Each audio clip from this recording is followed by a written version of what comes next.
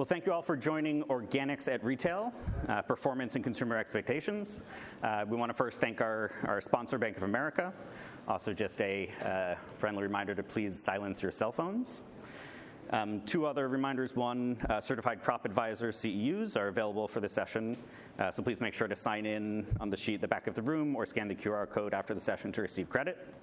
And please stay after the morning break for the Grower of the Year and the keynote presentations that are both located in the ballroom.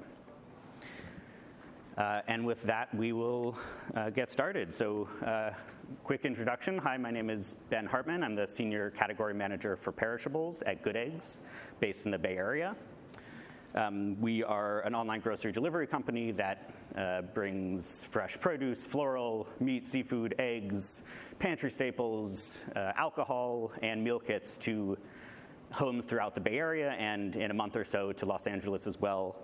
We have a focus on working with small and medium-sized local growers who use agroecological growing practices and create community through good social and labor practices. Our produce program is almost entirely certified organic. And I'm here today with Tom Barnes of Category Partners, who's going to run us through some data coming out of Nielsen, focusing on some market trends in the organic retail market over the last 5 years or so. And with that, I'll hand it over to Tom. Awesome. Thank you very much, Ben. I'm glad you're here with us and to get that retail's perspective, especially when we start to talk about e-commerce. I think that's going to be a lot of fun. Just to introduce myself, I'm Tom Barnes, CEO of Category Partners. And Category Partners is a data analytics and consumer research firm that specializes in the perishables departments at retail. We got our start in produce. This is our first love. I'm representing my state today, rocking my Idaho potato socks. Thank you very much. What we do is we help grower, shipper, marketer, producers in those perishable departments, produce, deli, dairy, bakery, and meat. And what we do is we help them move your product and in return, move the retailer's product better through data, through consumer research, and understanding how to better perform at retail. So what we'd like to do today, we'll run through a bunch of numbers. Hopefully it won't get too dry. We'll try and keep it quick and meaningful. And then we'll talk about some of the hot topics at retail, and walk through that. And so with that, we're just going to run through it. Yeah, they gave me an extra slide. So when we talk about data, this is Nielsen data, and we work with both IRI and Nielsen, but we call it syndicated data. And so what happens is all of the retailers, every time something is scanned at a register, at a grocery store or a retailer, all of that data is collected by Nielsen and IRI, and then they then can sell that data back to grower shippers. The retailers use it, and we are a partner a connected partner with Nielsen, and so they've been gracious enough to allow us to use their data for this presentation. So thank you, Nielsen, on that. So when we talk about this, these main numbers are for the most recent 52 weeks ending 11/13 of 2021. So think about a year of data that ended 11/13/2021, just before the Thanksgiving weeks really hit. And so we're looking at the total U.S., and as organic, we see that in 2021, for that 52 weeks, organic sold $9.1 billion in produce and represented 13% of all produce sold at retail. And you'll see in another slide that that's actually we're gaining market share every year with organics, which is phenomenal. Compared to 2020, we're up 7% in organic, and because we all know that 2020 was an anomaly year, a lot of retailers are comparing to 2019, so we do too. And so you'll see that I do a lot of comparisons on both. So compared to 2019, organics are up 21.3%. which is phenomenal to see that type of growth in produce.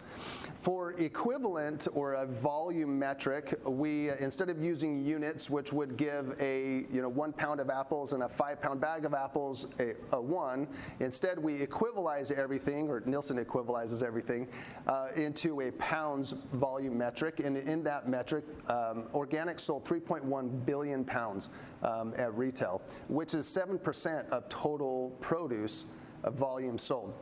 So you can see 13% of dollars, 7% of pounds. That means there's a price gap, definitely, and we will be talking about that too. I'm foreshadowing already all of the things that we're going to be talking about. And you can see verse 2019, 20.3% again. So phenomenal growth even in volume. And the last metric that we'll talk about is ACV distribution.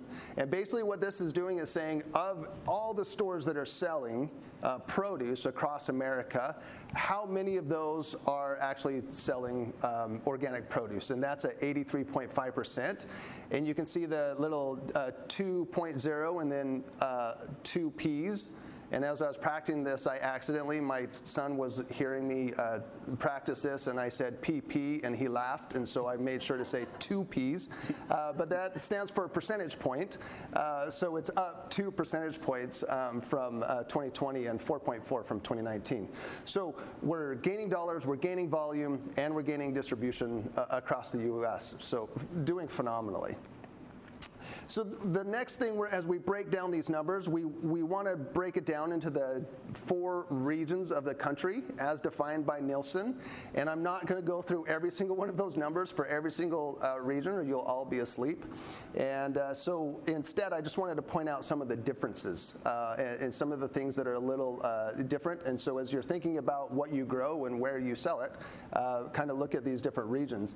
But the first one is the West. The West has the highest distribution of organics, which is understandable considering California, quite a bit of organic produce is coming out of California and really driving that distribution number. And then the Northeast actually has the least, again, because a lot of it's coming from California. It gets pretty hard to get out to the Northeast. But the Northeast is gaining distribution year over year. They've gone up 5.5 percentage points from 2019. And so there really is a great movement into organic, even in the Northeast. The West and the Northeast actually have the highest dollars as a percent, or organic dollars as a percent of department at 15%, with the Midwest actually at the lowest at 10%. And so there's a lot of opportunity in the Midwest to continue to adopt into organic and to help that number go up. And then the South's claim to fame is that they have the highest year-over-year growth in dollars at 23.6% since 2019, which is a great number. So as we go down a little bit further, I promise I'm done, and then we're going to start having a conversation really close. But I just have to show the 5-year trend and where this is going, where it's headed. And you can see even in 2020, so each one of those bars is a 52-week chunk of time, starting in 2017 all the way up through 2021. So you can see that the great trend in dollars. Every single year we've had a little bit of growth in produce as a department, but also that little chunk down at the bottom, that's organic, as it continues to grow and take more share from conventional. And 2020, plus 10.3%. It was a crazy year. We were, trending about 1% to 2% every year, and that's been that way for, probably the last 7 to 8 years. And all of a sudden, 2020 comes along, and we hit double-digit growth in produce, which is crazy. And then a lot of people thought that in 2021 it was going to correct itself. And what we've actually found is that produce in general at retail is continuing to do very well. And you can see is up dollars, 2.7% again this year, on top of that crazy growth from 2020, which is phenomenal. And of course, as we talked about, organics there at the bottom at plus 7%. Volume is a little different. You see that there's not exactly that curve like we saw with dollars. And in 2021, we actually did decline just a little bit in volume. But again, in produce, and we're going to talk about this a little bit later, but down almost 2% in volume, up almost 3% in dollars, that meant prices went up, right? And so we're going to be talking about that a little bit. Yeah, and the interesting thing to me is, Good Eggs in general, and I guess the entire e-com sector saw a little bit of a lot of similarities to this trend, but a few differences as well. So this kind of step change in 2020 is one that none of us could really avoid in the produce world. We saw that in a much more profound way at Good Eggs. We were kind of only constrained by operational constraints at that point, really just being able to staff up in that 8-week period between mid-March 2020 and mid-May 2020, trying to hire hundreds of new people, train them up. That was kind of our biggest challenge at that time. And of course, as an e-com retailer, most of our growth was due to just the kind of general trend away from food service and to some degree away from brick and mortar, but definitely towards folks ordering groceries online. But I think there's some things that made the trajectory of Good Eggs a little different from other e-com retailers. And we heard time and time again from a lot of our customers that especially in this kind of time of uncertainty around supply chain, there was just a lot of anxiety around where food was coming from, whether it would be on their shelves when they went to the supermarket next. And one of the things that we heard is that the model that Good Eggs has of working in smaller and decentralized supply chains, and kind of our marketing and merchandising, where for every product we kind of show a grower and tell the backstory of that grower.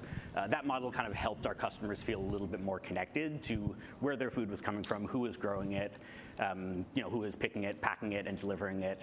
And that's something that we kind of heard from our customers as one of the reasons that they wanted to stay with Good Eggs during that time.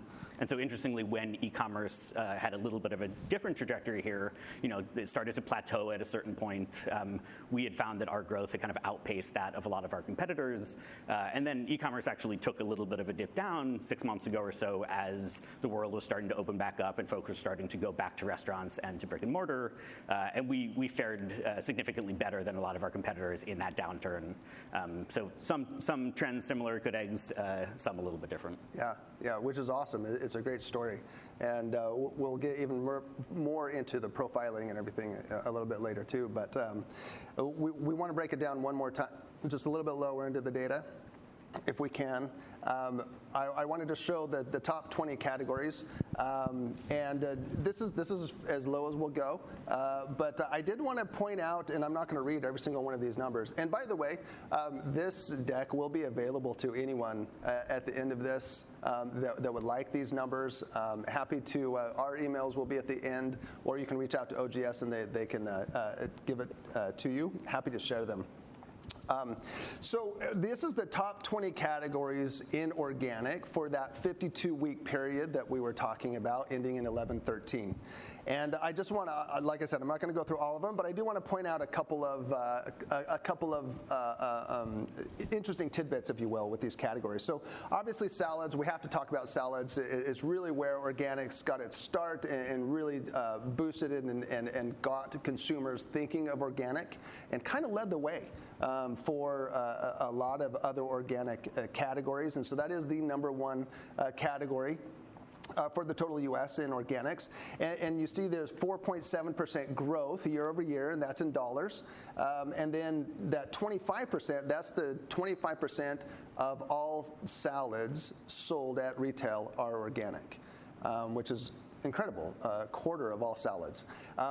Carrots, just a little better than that, at 31% of all carrots sold. So almost a third of all dollars spent on carrots is on an organic carrot, which is phenomenal. Strawberries, we got to talk about strawberries, give them props this year. They're up 21% in organic strawberries year over year from another good year last year. So strawberries are really killing it, and now the number 3 category. And then finally, squash down there at number 20. They actually declined the most at 6.1%. And I also wanted to point out that squash is the number 20 just because it's going to change as we start to look at the different regions. So as we look at now each region of the country and thinking about what retailers are there, what products are a little closer to home possibly, with each of these regions. And I just kind of wanted to point out a couple of the differences. So mushrooms, and we're actually going to be talking about mushrooms a lot as we go through these regions. It tends to bounce around. But mushrooms fell from number 13 as a total US to number 17 for the South. And then green beans displaced squash and became the number 20, which is also kind of understandable, depending where they're or because of where they're sourced. And then we get into the Northeast, and we see that they really like their berries. Oh, there it goes. Blueberries actually surpassed strawberries as the number 3 category for Northeast. And with, again, a 9% growth there, and is 25% of the total category of blueberries is now organic in the Northeast. Raspberries also jumped up 2 spots to the number 8 spot with great growth. And we have mushrooms. Again, I have to point it out that mushrooms are now down to 19. So it went from 13 for the Northeast down to 19, or 13 at total US to 19 in the Northeast. Which I thought was kind of interesting until we get to the Midwest, and all of a sudden we see our mushrooms. It's number 7. Now, that makes sense considering Pennsylvania has, 50%, almost, or maybe even more than 50% of all mushroom grown are in Pennsylvania. And so that does make sense that it's number 7. It was just interesting that the Northeast, which is right next to Pennsylvania, was number 19. So I think they need to talk to each other and maybe move out a little bit with their mushrooms. And then mixed vegetables became the number 20. I couldn't even find an icon for mixed vegetables. I'll work on that one. But interesting that we did see a little bit of movement there as we looked at those some of those bottom categories. And really, it's the up-and-coming categories, too. So, and then finally, out here in the West, the most incredible thing to me about the West is that every single one of these categories actually has a higher percent of category than the total US. All top 20 categories, which is incredible. And then we have to give props out to avocados in California, being there at number 10, which for the total US is at number 12. Which is also pretty explainable. So looking at this list, you're in the West, obviously, Ben. Looking at this list, is it the same for you? Yeah, so we had a bunch of really interesting differences. And I guess just for a little bit of context about where Good Egg sits, not just in the Western market, but within the national market.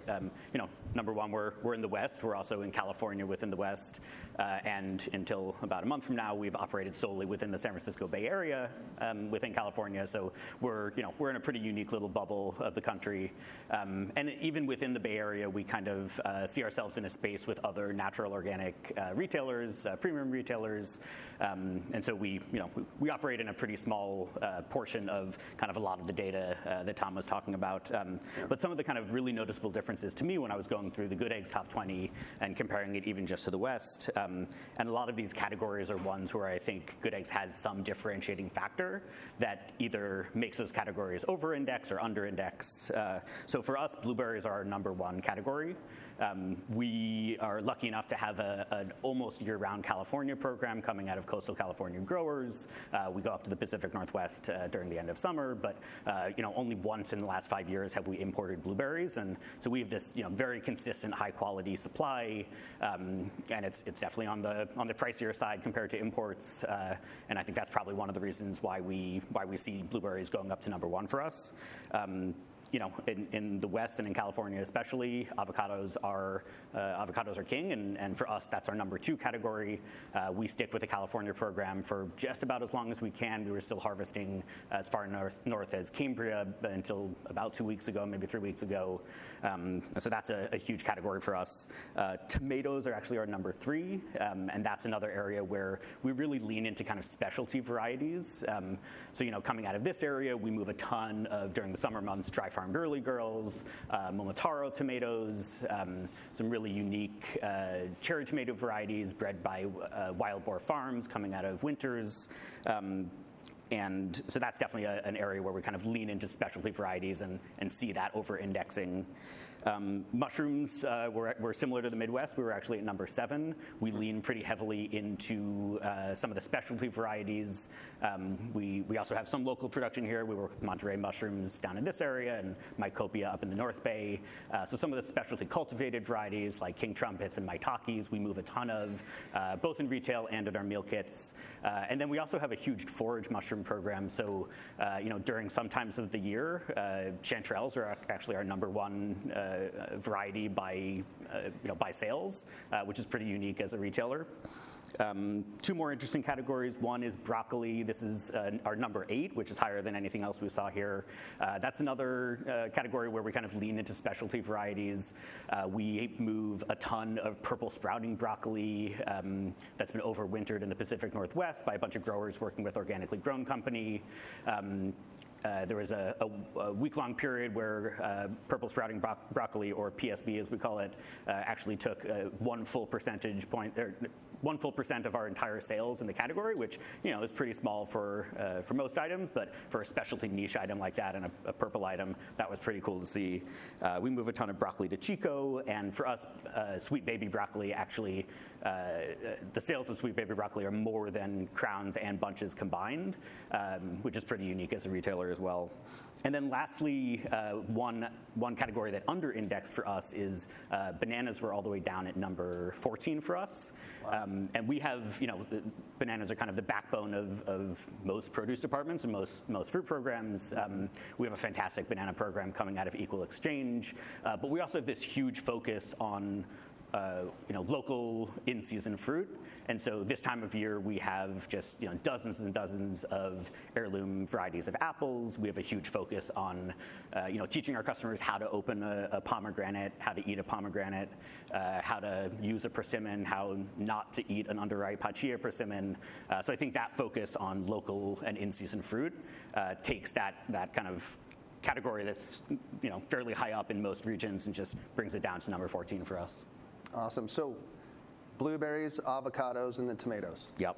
Well, where's your salads? I mean, salads is supposed to be number 1. Yeah, so salad is actually, it's still in the top 5. It's number 5 for us. All right. Okay. We have, I think one of the major differences, maybe 2 major differences for us, we have a ton of customers who really spend a lot of time in the kitchen and like to cook. And so some of those things that are kind of quick, easy, and convenient are maybe just a little bit under-indexed for us. And then we also, our customers, and I'll talk about this a little bit more later, but our customers really want to do what they can to not increase the amount of petroleum-based plastics in their supply chain. And so some of those bag salads, some of the value-added bag salads, clamshells, those are things that don't do quite as well for us. So I think that's probably explaining some of the difference there. Yeah, definitely. No, that's really interesting. So let's get into some of our hot topics, as we were calling them as we were preparing for this, and some of the things that we found very interesting. So one of the metrics that category partners we watch very closely, and it's because our clients are always looking for trends and trying to figure out what they should do next, and how they can help their retailers grow in their categories. And so one of the things we look at is this number of UPC selling. So we basically what this is doing is it's counting every single item that is sold in produce and just tallying that number up across produce for each of the years that we have here. And I've been tracking this for over a decade.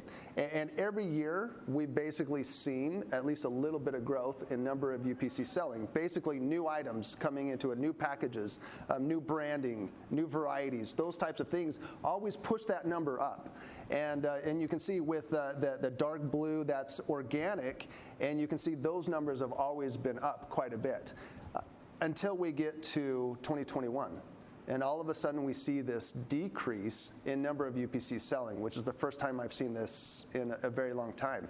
And it was a real aha moment, right? Because, in 2020, everybody kind of hunkered down. We all had to go shelter in place, and we were doing our jobs and making sure that everything got taken care of.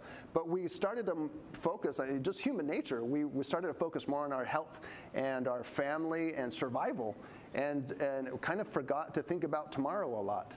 And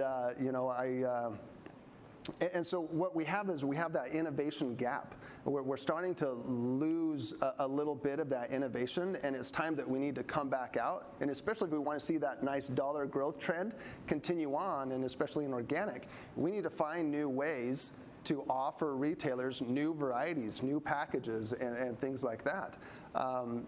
They're dying for it. I don't know if you have a need for new varieties and innovation. Yeah, I mean, most definitely. And this is a trend that as a retailer we saw on kind of both sides. We saw on the supply side, and we also kind of participated in as a retailer.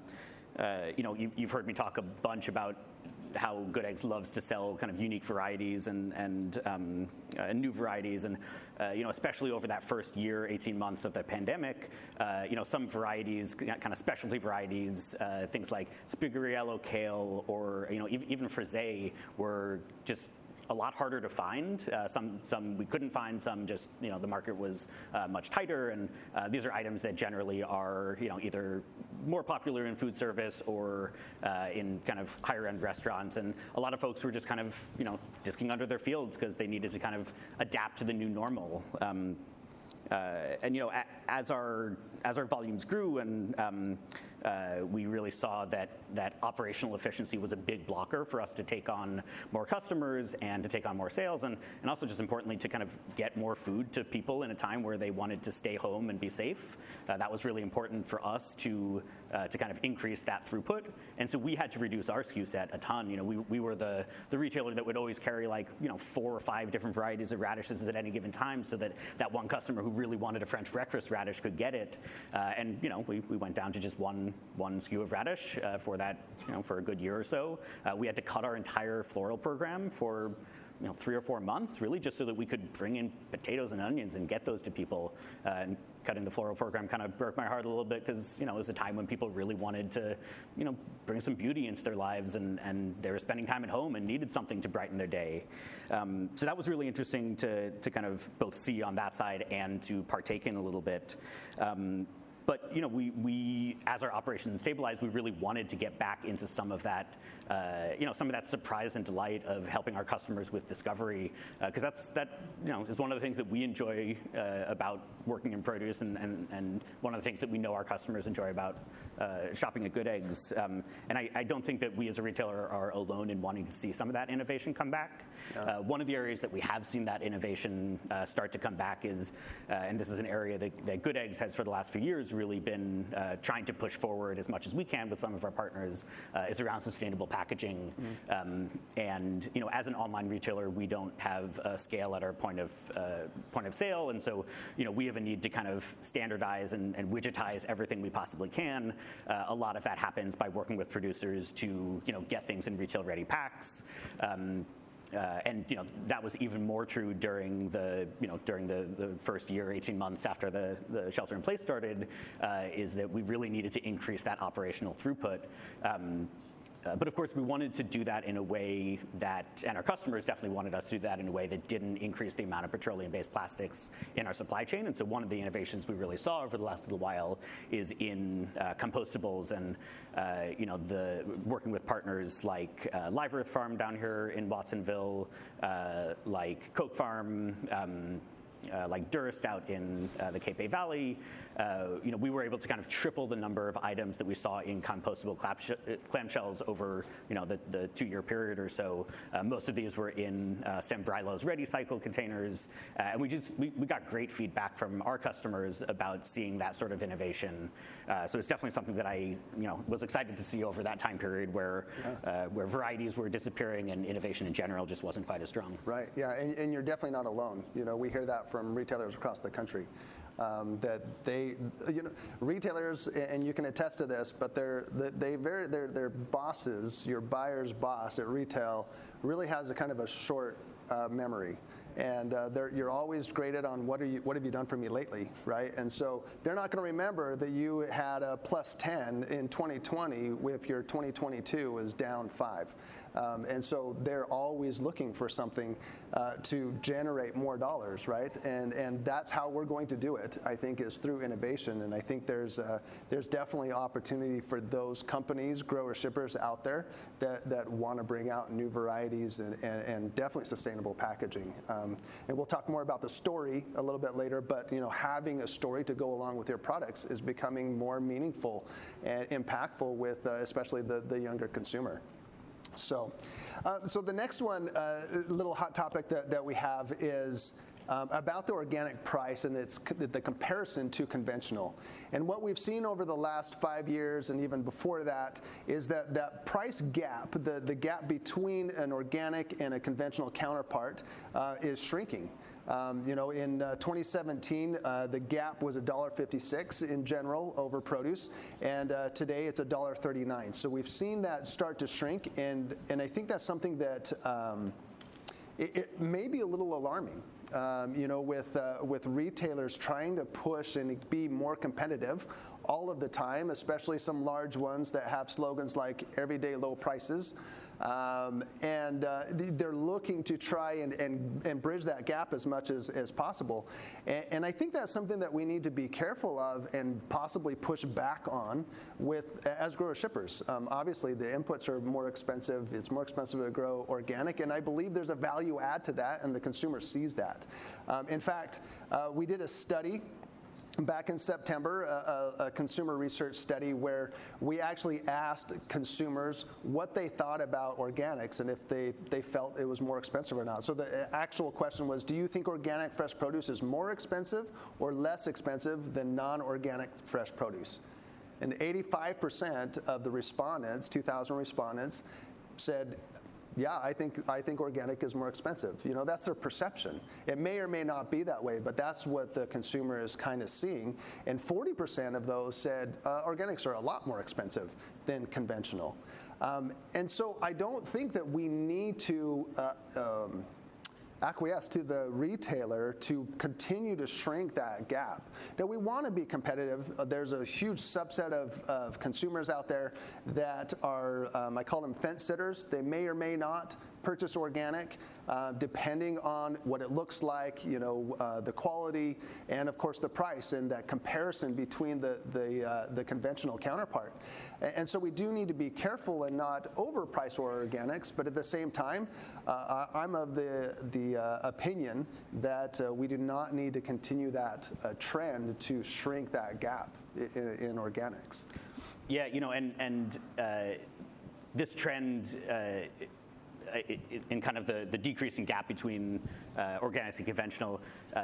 Luckily, as a retailer who deals primarily in organics and who deals in the kind of space with other folks in the natural organic world, as a retailer who's not really going to be competing with the place with everyday low prices and is not going to necessarily win on price against a company like that. Yeah. We are the conventional prices and the gap between organic and conventional is not something I actually pay a huge amount of attention to. Right. But when Tom showed me some of the this trend, it kind of brought up an anecdotal trend that I had been noticing in the other direction, actually, which is kind of an increasing gap between the costs I'm paying to some of the kind of smaller and medium-sized growers that I work with, and the costs that I'm incurring with some of the larger growers. And right. Some of the smaller and medium-sized growers I work with, they don't necessarily have the volume to justify or the capital to invest in a lot of the automation around cultivation, harvest, post-harvest pack, et cetera. And especially with labor costs going up, those smaller growers who rely a lot more on manual processes and labor, their costs are just continuing to rise. So I'm actually seeing that gap increase. Yeah. And one of the ways that those growers have really been able to combat not being able to compete in that same space is they're starting to move away from some of the more commodity items where they're really just not going to be able to compete with some of those larger growers where that gap has been shrinking between organics and conventional, and they're starting to move more towards some of the specialty items where there's less of a kind of market price that they need to stick to, and that for a retailer like us, we love to get into those varieties. So it's a way that they're able to kind of stay alive and thrive in that sort of market that you're describing. Yeah, and so interesting that you talk about that cost and pricing. So here we are talking and making sure that you have this good competitive price gap. But the other thing, unless you've been hiding under a rock, the one thing that you've probably heard about a lot, in fact, I'm going to skip this slide and go straight here. But one of the things that is hitting us right now is inflation. And you hear it all over the place. It's obviously not just in produce, but inflation is hitting just about everywhere. And so what we did was we took from Nielsen, we took a 1-week snapshot, and this was actually the week before Thanksgiving, 11/21, and we took that same week and we charted it over the last 5 years.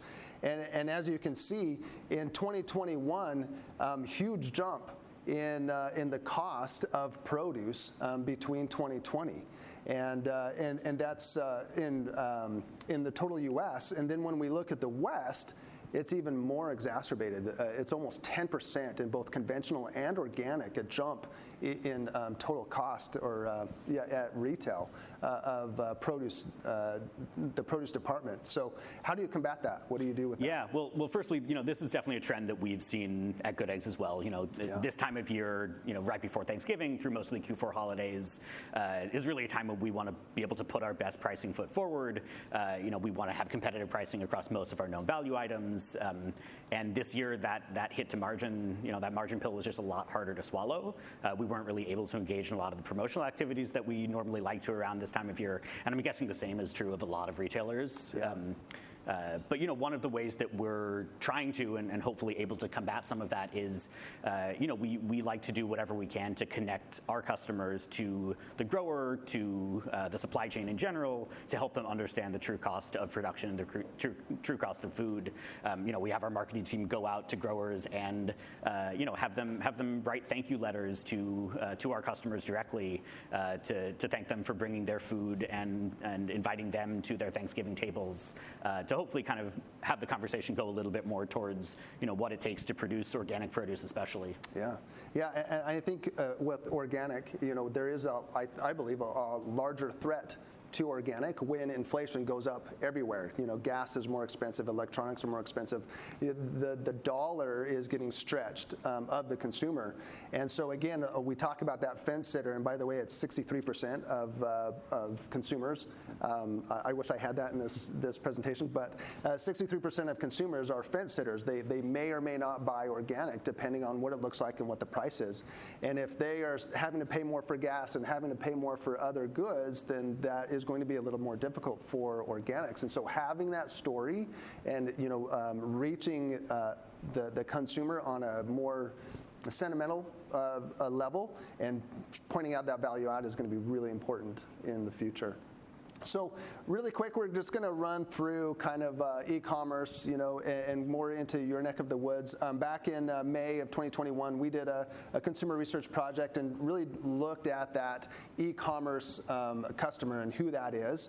Like Ben was mentioning before, in 2020 we saw massive adoption of e-commerce, and then it's fallen back down in 2021.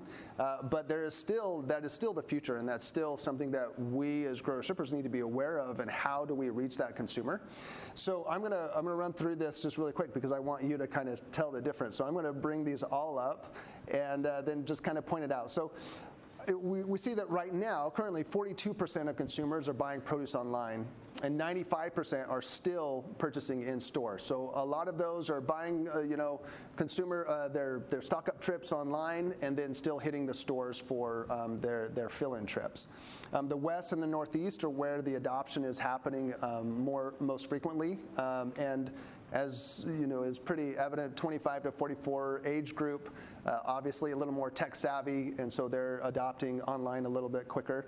For us, we found that men were slightly more prone to order online than in store, and those with a little higher salary or income is also prone to shop online, and urban dwellers, another one that I don't think is any shock to anybody. And then, of course, parents. And I can attest that my wife was an early adopter of online. The first time she got to go and pick up her groceries without going into the store, the clouds parted, sun rays came down, angels started singing. It was absolutely wonderful for her. And so parents are definitely in that group that is adopting online. So is that kind of what you're seeing? Yeah, for Good Egg? So the Good Eggs customer profile is kind of overlaps really neatly with this. Some of those are kind of a given. Our entire customer base is Western urban dwellers, so those two are kind of a given. But we definitely have customers who, on the whole, have a higher level of disposable income. They definitely tend to be on the younger side, although that had changed for a little while during the early days of the pandemic. We started to see folks who were a little bit older start to shop with us, parents are definitely kind of our customer demographic. Yeah. We find that especially when kind of younger parents, oftentimes after they've had their first child, and they're kind of in that prime time to make some habit changes that save them time. As I'm sure Tom and his wife can attest, dragging your kid to the grocery store is not always the most enthralling experience for folks. It actually stinks. Yeah, that's what I've heard. Yeah. And so that's for the most part, this is exactly our customer demographic. The one major difference is actually that instead of being primarily men who are shopping, we skew overwhelmingly towards shoppers who identify as women. Oh, interesting. Yeah. Okay. Wow. All right. So let's just kind of recap what we've gone over today. One, the first thing is organic produce is kicking butt and taking names, right? I mean, they're doing very well, continues to show that growth, and I don't see that slowing down as long as we're able to actually get the product to retail. We haven't even talked about the shipping struggles. That could be in a completely different educational session. But as long as we continue to push that and we continue to innovate, then we should have that. Packaging, new varieties, sustainable varieties, specialty products, all of those types of things is really where the retailers are going to be looking for in the future to bolster sales and to continue to move forward and hopefully grow and post positive numbers in 2022, which is really important. We know that there is a price gap. The organic is more expensive than conventional counterpart, and that's okay. And it should be like that. Inflation is definitely here to stay. Well, at least for the immediate future. We don't know how long we'll stay, and the talking heads will continue to talk about that for a long time. But for now, there is the wallet is being stretched, the dollar is being stretched for the consumer, and so trying to figure out how to reach that consumer on a different level to make sure that they're continuing to work and see that organic item and feel that it's a value to them is really important. And then e-commerce, yes, we had this huge adoption in 2020, and it slowed since then, but it's here to stay. I believe it is still the future, and it's going to continue as people innovate and figure things out and how to get produce to the homes quicker. E-commerce is definitely here to stay. So what closing remarks as a retailer would you have, for growers, shippers in what's to come? Yeah, again, I would just emphasize some of the areas around innovation that we talked about earlier. Those are all things that, as a retail buyer and a buying organization, Good Eggs is always excited to be able to bring to our customers. So whether it's those new varieties, whether it's sustainable packaging, we want some of those new things. We want to be able to surprise and delight our customers, and that went away for a little while, but it's definitely something that all of us are kind of eager to get back to. So yeah. Awesome. Well, thank you very much for attending our session. Thank you, Ben, for all of your insight into retail. There's both of our email addresses if you'd like a copy of the presentation. I believe we have a couple of minutes for questions, if there are any. Hi. I'm curious if you guys can talk a little bit about a little more about the tension between wanting to keep prices high to benefit the farmer, benefit the industry, but also wanting to keep the price potentially low so that more consumers and there's more access to organic for a larger community. Yeah, and that's a great question, and it is. There's a push and pull with all retailers on, where should my price be on organics? And again, if we have organics too high, then we're going to lose a lot of those consumers. But we want more consumers to adopt and to try those products out so that we have more adoption. And so really, what it all comes down to is making sure that your comparison is there, between the conventional and the organic. So that, and again, promotions help a lot too. If you're bringing out a new organic item, maybe bringing in a loss leader, a good promotion to get people to try, and hopefully, put that on their list, their shopping list the next time. But it doesn't need to stay there. And what we've seen, I could tell you quite a few different stories of when retailers, swapped out a conventional item for an organic item at the same price as the conventional, thinking that they were doing their consumers a favor, and their numbers actually dropped. And it was because the consumer still perceived that that was a more expensive item.